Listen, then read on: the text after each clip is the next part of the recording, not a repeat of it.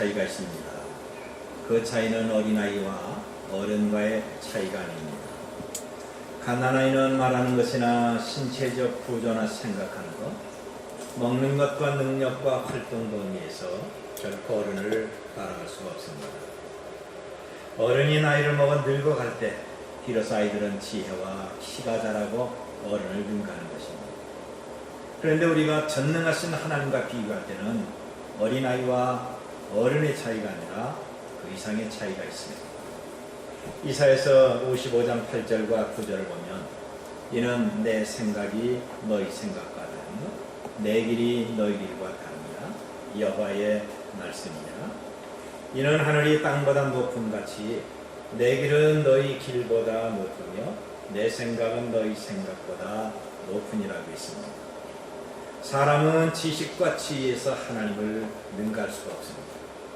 사랑과 공의에서 또는 능력과 계획과 행사에서 하나님을 알 수가 없고 하나님을 절대로 능가할 수가 없고 하나님을 비교할 수가 없습니다. 그래서 우리는 종종 하나님에 대해서 오해하고 불평도하는 것입니다. 하나님은 먼 앞날을 보시면서 역사하시고 있는데 소견을 접은 우리는 눈앞에 있는 것만 보기 때문에 하나님의 뜻을 알지 못하고 불평을 하는 것입니다. 오늘 본문을 보면 엘리야 선지자가 하나님을 오해하고 원망하기 아주 적합한 때입니다.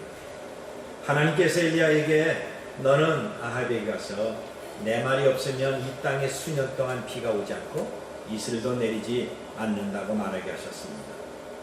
엘리야는 왕 앞에서 이런 말 하기가 어려운 거지만 그대로 순종하면서 믿음으로 하나님의 말씀을 전했습니다. 그런데 이제는 여기서 떠나 동쪽으로 가서 요단 앞 그리 시내가에 가서 숨어 있으라고 말씀합니다. 이제부터 아방과 우상 숭배자들과 영적 전쟁을 하기 위해서 전면에 나서야 되는데 싸우지도 않고 도망가서 숨으라고 하는 것입니다. 우리만의 이 말씀에 대한 엘리야 선지자의 반응이 어떤 것이고 믿고 순종하는 자가 어떻게 하나님의 복을 받는 것인가를 알 수가 있습니다. 먼저 엘리야는 하나님의 말씀에 절대 순종을 했습니다. 엘리야는 용기와 믿음의 사람입니다. 그가 용기가 없었다고 한다면 믿음이 없는 사악한 아합에게 나갈 수가 없었고 믿음이 아니면 하나님이 전하시는 저주의 말씀을 선포할 수가 없는 것입니다. 그리고 이제부터 아합과 바알의 우상 숭배자들과 엘리야 선지자가 갈멜산에서 생사의 대결이 된 것입니다. 악한 아합은 자기를 저주하고 나라의 가뭄을 선포한 건방진 엘리야를 고운 시선을 가질 수가 없습니다. 그래서 할 수만 있으면 자기 감정을 건드렸던 엘리야를 제거하고 싶었던 겁니다. 반면에 엘리야 선지자는 이제부터 영적인 큰 싸움을 할 준비를 하고 사태를 주시합니다. 그런데 하나님은 뜻밖의 도망해서 빨리 숨으라고 말씀하십니다. 하나님은 하늘의 문을 열기도 하고 닫기도 하시는데 왜 엘리야에게 도망가서 숨으라고 하십니까? 용기한 믿음을 가지고 순정한 엘리야를 하나님은 지켜주시고 보호하셔야 당연한 것인데 왜 비겁하게 도망해서 숨으라고 하는 것입니까? 그런데 여기에 대한 엘리야의 반응은 어떻습니까? 5절을 보니까 그가 여호와의 말씀과 같이 하여 곧 가서 요단 앞 그리 시내가에 머물게라고 했습니다.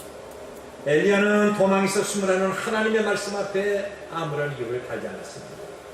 성경을 보면 여호와의 말씀대로 라고 했던 겁니다. 아니 하나님 무슨 말씀을 그렇게 하십니까? 저에게 도망가 숨으라니요. 제가 잘못 들은 것은 아닙니까? 하나님 저는 그렇게 비겁하고 겁 많은 사람이 아닙니다. 하나님 저를 좀 믿어주세요. 저는 주님을 위해서 죽을 각오가 되어 있습니다. 그러면서 하나님 앞에 이유는 항의를 하지 않습니다. 도망에서 숨으라는 이유를 알지 못했지만 그 어떤 이유와 단서를 달지 않고 말씀대로 도망해서 숨습니다. 많은 사람은 자기를 나타내려고 그리고 자기를 보이려고 합니다. 자기 인기가 올라가고 자기 이름이 나타나는 것에는 앞장서서 순종하고 열심을 품습니다. 그러나 자기를 숨기고 자기를 나타낼 수 없는 곳에서는 앞장서지도 않고 순종하지 않습니다. 아무리 큰 어려움이 있어도 사람이 나를 알아주고 그리고 그 일을 통해서 내 이름만 올라간다고 한다면 하나님 제가 합니다. 나도 할 수 있습니다. 라고 자청하기도 합니다. 밤에는 아무도 알아주지 않고 인기도 없으면 그 일을 하려고 하지 않습니다. 이렇게 우리는 자기를 나타내는 일에는 순종하려고 하지만 자기를 나타낼 수가 없다고 한다면 거절합니다. 그런데 엘리야는 자기를 나타내는 일이나 자기를 숨기는 일에도 하나님의 말씀이고 그분의 뜻이니까 그대로 순종했습니다. 여러분, 이것이 하나님을 기쁘시게 하는 일입니다. 우리가 얼마든지 자신 있게 할 수 있는 일인데 예수님이 우리에게 너 하지 마라, 너 얼굴도 보이지 말고 너 도망에서 숨어, 그 대신에 다른 사람을 네 대신 내가 하게 할 것이야. 그런다면 우리는 잠잠하고 숨거나 자기를 과연 감출 수가 있겠습니까? 쉽게 그럴 수 없음을 인정해야 됩니다. 우리는 숨을 때는 숨어야 됩니다. 앞에 나서서 일을 할 때 적극적으로 일할 때가 있지만 나를 숨기고 다른 사람들이 그 자리에 나타날 때는 그를 인정하고 그를 높여줘야 됩니다. 끝까지 내가 올라가고 끝까지 내가 하려고 하고 끝까지 내가 나서려고 하니까 여기서 잡음도 생기고 하나님의 뜻이 어긋나게 되는 것입니다. 우리말은 내가 아니라 하나님이 하시는 일을 볼 줄 알아야 됩니다. 예수님을 믿는 사람은 하나님의 손길과 그분의 뜻을 알고 그분이 원하시는 글대로 하는 것입니다. 하나님을 섬기는 사람은 하나님이 하라고 하는 일만 하시면 되는 겁니다. 때로는 그것 때문에 내 인기가 떨어지고 나의 계획과 내 경영이 포기되어도 하나님이 말씀하시면 그 자리를 떠날 줄 알고 자기를 나타내지 말아야 됩니다. 그런데 엘리야는 그대로 다 순종했습니다. 여러분, 우리가 신앙생활을 하는 가운데 가장 힘든 일 가운데 하나가 어떤 것입니까? 자기를 나타내지 않고 하나님의 부르실 때까지 조용히 기다리는 것. 엘리야는 아무도 찾아와 주지 않고 알아주지 않는 외딴 곳에서 혼자 숨어 있어야 되는 겁니다. 이것은 왕 앞에 가서 저주를 선포하는 것보다 더 힘든 것입니다. 하나님은 엘리야에게 그리 시내가에서 얼마나 오래 있어야 될 것을 말씀하지 않았습니다. 엘리야 입장에서 한 달 있어야 될지 1년 있어야 될지 아니면 10년 있어야 될지 매우 궁금합니다. 그리고 그가 숨어 있을 때 무엇을 하는지 어떻게 먹고 사는지 하나님은 구체적으로 말씀하지 않습니다. 어떻게 보면 장차 큰 일을 할 사람에게 하나님이 너무하시는 것 같습니다. 그런데 엘리야는 하나님의 말씀하신 대로 자기의 자리에 조용히 떠납니다. 그리 시내가에 가서 하나님이 다시 부르실 때까지 조용히 기다리고 있습니다. 위대한 하나님의 사람들과 위대한 일을 했던 사람들의 공통된 점은 뭐냐?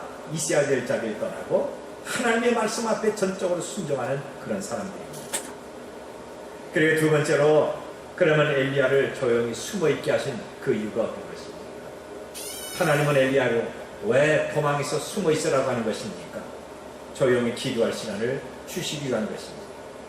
하나님은 잠시 후에 아방과 일대 결전할 때를 잘 알고 계셨습니다. 그래서 엘리야를 은밀하게 준비하고 있는 겁니다. 이제 엘리야는 앞으로 할 일을 위해서 영적인 충만을 받아야 됩니다. 영적 충만이 없이는 악한 아합과 우상숭배가를 이길 수가 없습니다. 그래서 그리 시내가에서 조용히 하나님과 내밀한 관계를 가졌던 것입니다. 우리가 엘리야의 사역 중에 가장 두드러진 것은 기도의 사유점을 기억하셔야 됩니다. 그는 비가 오기 위해서 기도했고 기도함으로 갈멜산에서 하나님의 불을 끌어당겼습니다. 자기를 도와준 사렙과 과부의 죽은 아들을 살릴 때 먼저 무릎 꿇고 하나님 앞에 간절히 기도했습니다. 자기를 잡으려고 하는 군사를 보면서 기도할 때 하늘에서 불이 떨어져 그들을 멸망시킵니다. 엘리야 선지자는 호렙산에서 기도할 때 하나님의 세밀한 음성을 들었습니다. 하나님은 엘리야가 큰 능력으로 일하기 위해서 은밀하게 기도할 시간을 주셨고 하나님의 말씀을 묵상할 장소를 지금 예비해 놓으셨던 겁니다. 그는 하나님의 말씀을 선포하기 위하여 엘리야의 수년 동안 기도로 준비시켰던 것입니다. 기도는 정말 중요한 것이고 기도하는 그 자체가 주님의 일입니다.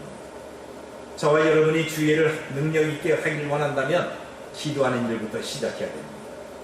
우리 종암제일교회 3대 목표가 무엇입니까? 여기 있는 대로 예배를 사모하는 교회, 세상을 축복하는 교회, 시대를 인도하는 교회입니다. 여러분들은 장차 한국교회와 세계 복음화에 헌신해야 됩니다. 지금부터 기도와 말씀으로 철저하게 준비하도록 하십시오. 기도 없이 무엇인가 하려고 하지 마십시오.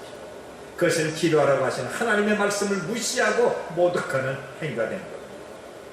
기도는 큰일을 행하는 하나님의 능력입니다. 기도는 하나님의 불을 끌어당길 수가 있고, 내가 기도함으로 은혜의 단비를 받게 하는 축복이 있고, 기도는 엎드러지고 망한 일을 다시 흥황케 하는 이적을 만들 수가 있는 것입니다. 저와 여러분의 기도가 이런 이적을 만드시길 바랍니다. 우리는 기도하거나 어떤 일을 할 때 하나님은 생사와 복을 주장하시는 하나님이라 합니다. 여러분, 이 말이 무엇입니까? 우리가 이 땅에서 하나님의 도우심을 받지 않고서는 결코 아무것도 할 수가 없다는 고백입니다. 사실 하나님께서 우리를 도와주지 않는다면 우리는 한시도 살 수가 없습니다. 하나님이 단 5분만 공기를 싹 쓸어 가신다면 오늘 이 자리에 남아있는 사람이 누굴까요? 기도하는 것도 내 힘으로 되는 것 같지만 이것도 하나님의 도우심이 없이는 안 되는 겁니다. 그래서 우리는 먼저 기도할 때, 주님, 저에게 기도를 가르쳐 주십시오. 저는 정말 기도하고 싶습니다. 저의 기도에 힘을 주옵소서 라고 간구하면 기도문이 열리는 것입니다. 여러분, 기도하는 것은 시간이 저절로 주어지는 것이 아니라 만들어야 되는 것입니다. 사탄은 기도할 시간을 자꾸만 바쁜 일 때문에 없애지만, 그러나 내가 하나님 앞에 기도하는 시간을 만들어서 기도할 때 바로 거기에 하나님 은혜와 능력이 임하게 되는 것입니다. 하나님은 기도하는 일이 그렇게 중요했기에 엘리야에게 조용히 기도할 시간을 주셨습니다. 그리고 기도를 통해서 큰 능력과 승리의 역사가 나타났습니다. 그리고 또 한 가지는 엘리야 선지자가 겸손할 것을 가르쳐 주셨습니다. 하나님은 엘리야가 기도하는 것 외에 겸손이 어떤 것인지 낮아질 대로 낮추셨던 겁니다. 4절 보니까 그 시냇물을 마시라. 내가 까마귀들을 명령하여 거기서 너를 먹이게 하리라고 했습니다. 엘리야는 하나님의 명령에 순종했습니다. 왕에 가서 가문을 선포했습니다. 이때 엘리야에게 어떤 보상 심리가 그의 마음속에 은은히 작동했을 것입니다. 내가 이렇게 순종하고 내가 이렇게 큰일을 했으니까 하나님이 나에게 은혜 주시겠지, 내가 복을 받아야 되겠지. 그런데 하나님은 순종한 엘리야에게 무엇을 주십니까? 도망에서 숨으라고 하는 것입니다. 여기까지는 좋습니다. 그러니까 조용히 도망에서 숨었을 때 하나님 얼마든지 은혜를 주시고 복 주실 수 있습니다. 그런데 엘리야에게 주신 것은 까마귀가 물어준 밥입니다. 참으로 기가 막힌 것입니다. 이스라엘 백성들에게 까마귀는 율법적으로 부정한 짐승입니다. 레위기나 신명기에 엄청나게 많이 나오는데 이스라엘 백성들이 먹지도 못하고 만지지도 못하고 죽은 시체를 보지 못하는 그런 가장 부정한 짐승 가운데 하나가 바로 까마귀입니다. 이렇게 율법적으로 부정한 까마귀가 물어진 음식을 이제 그가 먹으라고 하는 것입니다. 사도행전 10장을 보면 베드로가 기도할 때 하늘의 신령한 환상을 봅니다. 그가 기도하는데 갑자기 하늘에서 보자기같이 싼 어떤 것이 내려오는데 베드로에게 잡아 먹으라고 합니다. 베드로가 주의 음성을 듣고 먹으려고 보니까 그 안에는 유대인들이 부정해서 결코 먹으면 안 되는 가증스러운 짐승들이 울거입니다. 베드로는 즐겁을 하고 주여, 그럴 수 없습니다. 저는 이렇게 속되고 깨끗하지 않은 것을 먹은 적이 없습니다. 나 이거 먹지 못합니다. 주님 앞에 거절을 합니다. 그러자 예수님은 다시 말씀하십니다. 베드로야, 하나님께서 깨끗하게 하셨는데 네가 속되게 하느냐? 어서 잡아먹어라. 이렇게 3번씩이나 반복됩니다. 베드로는 3번씩이나 나는 가증스러운 것을 먹을 수는 없습니다. 난 이렇게 부정한 것을 먹은 적이 없습니다. 그리고 거절합니다. 이제 엘리야 선지자도 베드로처럼 부정한 까마귀가 준 음식을 먹지 못하겠다고 얼마든지 거절할 수가 있습니다. 그런데 엘리야는 아무런 불평 없이 까마귀가 물어주는 음식을 감사하면서 그는 먹는 것입니다. 여러분, 우리가 여기서 알 수 있는 것이 무엇입니까? 겸손과 순종입니다. 철저하게 내려가서 낮아졌던 거죠. 우리가 주님과 교회를 위해서 정말 열심히 희생하고 봉사합니다. 그런데 아무도 나를 알아주지 않고 오히려 비난과 책망을 한다면 여러분은 그래도 괜찮다고 생각하고 있습니까? 우리가 성경대로 살고 내가 믿음을 지키려고 애를 쓰고 헌신했는데 하나님의 기도 응답도 없고 목사도 알아주지 않고 장로님도 알아주지 않고 다른 교회들도 알아주지 않습니다. 그럴 때 우리의 반응은 그렇게 해봐야 아무도 알아주지 않는다. 나만 손해봤다. 그러면서 지금까지 했던 선하고 좋은 일을 중단하거나 스스로 시험에 드는 경우가 있습니다. 이것은 우리가 여전히 낮아지고 겸손하지 못하기 때문에 그런 것입니다. 내가 이만큼 했으니 하나님이 나를 알아줘야 되고, 내가 이렇게 했으니 다른 사람이 나를 높아줘야 되고, 내가 복을 받아야 된다는 보상심리, 우리 이것을 제거시켜야 됩니다. 주의를 열심히 하는 나, 아무도 알아주지 않는다면 오히려 섭섭하고 오히려 불평하게 되지 않습니다. 그런데 헌신과 봉사는 보상을 바라보고 하는 것이 아닙니다. 우리가 하나님과 교회를 위해서 헌신하고 봉사하는 것은 상거래가 아닙니다. 우리를 구속해 주신 하나님의 사랑에 정말 감동됐다고 한다면 자발적인 섬김이세요. 그래서 하박국 선자는 이렇게 고백합니다. 비록 무화과나무가 무성하지 못하며 포도나무에 열매가 없으며 감람나무에 소출이 없으며 밭에 먹을 것이 없으며 우리의 양이 없으며 외양간에 소가 없을지라도 나는 여호와로 말미암아 즐거워하며 나의 구원의 하나님을 기뻐하리라. 그렇습니다. 우리는 아무것도 없고 내가 아무것도 받지 못한다 할지라도 하나님과 교회를 사랑하기 때문에 우리는 헌신해야 됩니다. 까마귀가 날라준 밥을 먹든지 심지어는 개가 물어준 밥을 먹게 해도 나는 낮아지고 전능하신 하나님이 높아지고 영광 받는 것으로 우리는 만족하고 기뻐해야 됩니다. 그런데 하나님은 순정한 엘리야 선자에게 어떻게 하십니까? 일용할 양식을 책임지셨습니다. 오늘 저와 여러분이 엘리야처럼 산다고 한다면 우리의 일용할 양식은 하나님이 책임져 주시는 것입니다. 하나님의 엘리야를 잠시 숨어있게 한 것은 조용히 기도할 시간을 주기 위한 것입니다. 더 낮아지면서 겸손이 어떤 것인가? 겸손을 배우기 위한 것입니다. 하나님은 엘리야의 선자의 순종과 기도와 겸손을 통해서 우리에게 일용할 양식을 주시는 것임을 분명히 보여주셨습니다. 4절 보니까 그 시냇물을 마시라 내가 까마귀들에게 명령하여 거기서 너를 먹이게 하리라. 6절에서 까마귀들이 아침에도 떡과 고기를 저녁에도 떡과 고기를 가져왔고 그가 시냇물을 마셨어요. 여러분, 하나님의 말씀에 철저하게 순종했던 엘리야에게 하나님은 일용할 양식을 주시는 겁니다. 가물고 모든 것이 메마르고 어려운 그때, 지금으로 말하면 극심한 불경기 가운데도 그는 떡을 먹고 고기를 먹고 흡족하게 물을 마셨습니다. 그것도 아침 저녁으로 부족함이 없습니다. 다윗의 고백처럼 여호와는 나의 목자시니 내게 부족함이 없다고 하는 고백이 지금 엘리야 선자에게 임하게 된 것입니다. 바로 이런 고백이 우리에게도 임하기를 바랍니다. 엘리야가 일용할 양식으로 배부른 것은 전적으로 하나님을 믿고 순종한 결과입니다.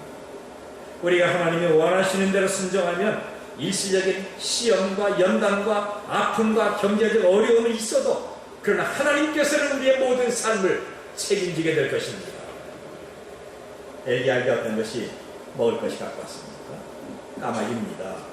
그런데 까마귀가 엘리야를 먹인 것이 아니라 하나님이 까마귀를 통해서 엘리야를 먹이셨던 겁니다. 엘리야 시대에 까마귀를 도구로 사용하신 하나님은 오늘 저와 여러분의 생활에 구체적으로 간섭하시고 역사하십니다. 우리가 믿음으로 순종하면 하나님은 초자연적인 방법으로 역사하셔서 우리의 생활을 족하게 만들어 주십니다. 예수님이 이렇게 말씀하셨습니다. 그러므로 내가 너희에게 이르노니 목숨을 위하여 무엇을 먹을까? 무엇을 마실까? 몸을 위하여 무엇을 입을까? 염려하지 마라. 목숨이 음식보다 중하지 아니하며 몸이 의복보다 중하지 아니하냐. 공중의 새를 보라. 거두지도 않고 심지도 않고 창고에 모아들이지도 아니하며 너희 하나님 아버지께서 기르시나니 너희는 이것들보다 귀하지 아니하냐. 너희 중에가 염려함으로 그 길을 한 자나 더할 수가 있느냐. 또 너희가 어찌 의복을 위하여 염려하느냐. 들의 백합화가 어떻게 자라는가 생각해라. 수고도 아니하고 길쌈도 아니하느냐. 내가 너희에게 말하노니 솔로몬의 모든 영광으로도 이 꽃 하나만 갖지 못합니다. 오늘 있다가 내일 아궁이에 던져지는 들풀도 하나님이 이렇게 입히시거늘 하물며 너희가구나 믿음이 적은 자다. 그러므로 염려 이르기를 무엇을 먹을까 무엇을 마실까 무엇을 입을까 하지 마라. 이는 다 이방인들이 구하는 것이라. 너희 하나님 아버지께서 이 모든 것이 너희에게 있어야 될 것을 아십니다. 그러므로 너희는 먼저 그의 나라와 그 일을 구하라. 그러면 이 모든 것을 너희에게 더하여 주시리라. 여러분, 하나님은 까마귀를 통해서 엘리야를 먹이셨습니다. 엘리야가 그리 시내가에서 시냇물이 말라 더 이상 먹고 마실 수 없었을 때는 사렙과 과부를 통해서 그는 먹게 만들었던 겁니다. 엘리야가 어디에 있든지 하나님은 그와 함께 하시면서 그에게 일용할 양식을 주셨습니다. 마치 어린아이 뒤를 따라다니면서 먹을 것을 주는 자상한 어머니처럼 말입니다. 먼 훗날 사도 바울은 필립보 교회에게 나의 하나님이 그리스도 예수 안에서 영광 가운데 그 모든 쓸 것을 너희에게 세우시리라 말씀하십니다. 엘리야에게 일용할 양식을 주신 하나님은 오늘 우리가 믿고 헌신하고 내가 11조를 하고 기도하고 말씀에 순종하면 먹고 사는 일에 분명히 책임져 주십니다. 하나님의 도우심이 없이 내 자신의 힘으로 먹고 살려고 고생하며 애쓰지 말고 일용할 양식을 도와주시는 하나님을 의지하도록 하십시오. 지금 우리가 근의 시내가에 머무는 것처럼 미래가 불투명한 것, 내 인생이 긴박하고 초조해도 하나님은 우리를 보호하실 뿐 아니라 일용할 양식을 주신 것입니다. 다윗은 자기를 보호하고 일용할 양식 주시는 하나님을 찬양하기를 주께서 내 원수의 목전에서 내게 상을 베풀어 주시고 기름을 내 머리에 바르셨다고 말하면서 내 잔이 넘친다고 찬양을 했던 것입니다. 여러분, 다윗의 잔이 소득이 넘치는 것처럼 저와 여러분의 잔이 넘치시기를 바랍니다. 따라서 합시다. 내 잔이 넘치나이다. 내 잔이 넘치나이다. 믿음대로 되시기를 축원합니다. 이사야서 52장 13절을 보니까 보라 내 종이 형통하리니 받들어 높이 들려서 지극히 존귀하게 되리라. 이사야서 52장 13절 다 같이 암송합시다. 시작. 받들어 높이 들려서 지극히 존귀하게. 다시 하겠습니다. 시작. 보라.